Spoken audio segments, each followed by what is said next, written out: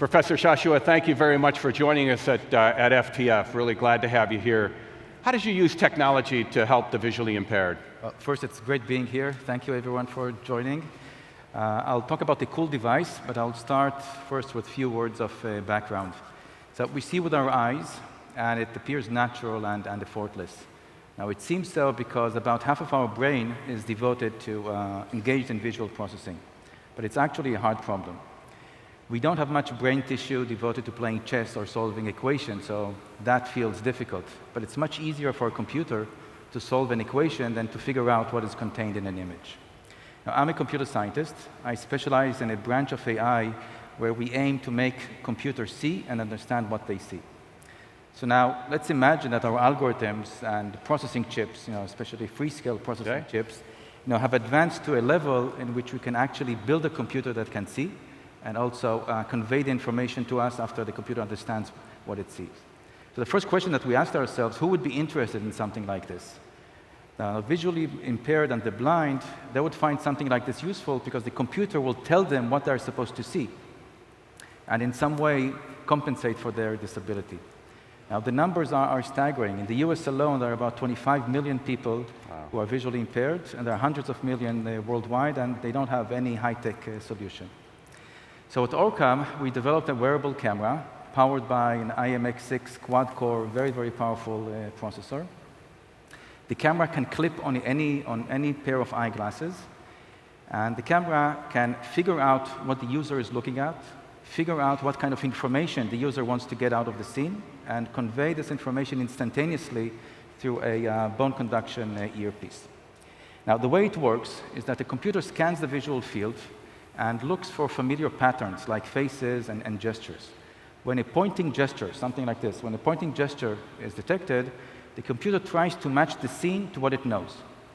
Now, the computer has memory of thousands of objects. It knows about traffic lights, about buses, about how textual information is arranged in newspapers, books, documents, text in the wild like a street name, a billboard, and so forth.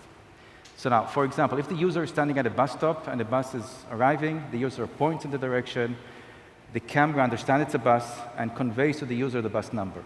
The user wants to cross the street, points in the direction of a traffic light, the camera understands it's a traffic light, conveys information of the traffic light color. The user opens a newspaper, the camera performs the layout of the text, waits for the finger pointing. Once the finger is there, the camera tries to read the closest article to the finger, and so forth. With your permission, I'll try to do a small demo. So I'm only going to show some of the capability, the reading capability. I'll wake up the device. Waking up. Battery is 90% charged. Now the unit is supposed to give a full day of operation. So now I have here a newspaper. It's today's newspaper. USA, today, April 9th, 2014. Again at company. Okay, Going to be OB to offered TTL, but it's actually double. So, carry. Russia fueling unrest. Yeah, let's go to the really small print. Orendero and Dana Aratanyan. Okay. Secretary of State John Kerry on Tuesday accused Russia of paying people to cause unrest in East Ukraine and create a pretext for invasion as Ukraine forced out protesters from... Let's do it again. $5. Okay, and... Amazing stuff. And so forth. Okay.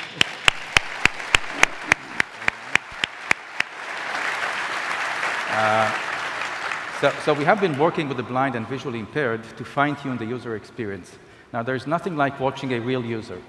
So we have here Marcia from Brazil. She's experiencing the device for the first time. Now, it's not only the body language, which is nothing short of amazing of what you're going to see here. Marcia also explains how she copes with her disability. It's 2 minutes, but it's really worth watching. Now, let's have a look at this.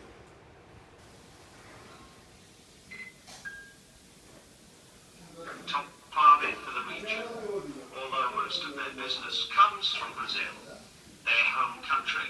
Ugly women business. Das ist fantastisch! Fantastisch!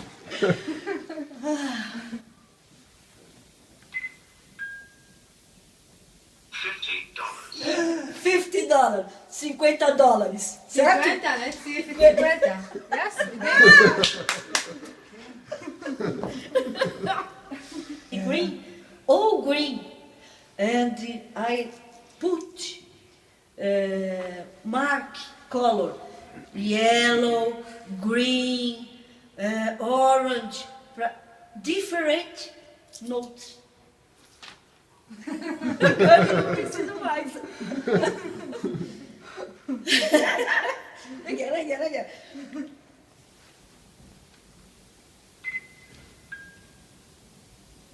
$20.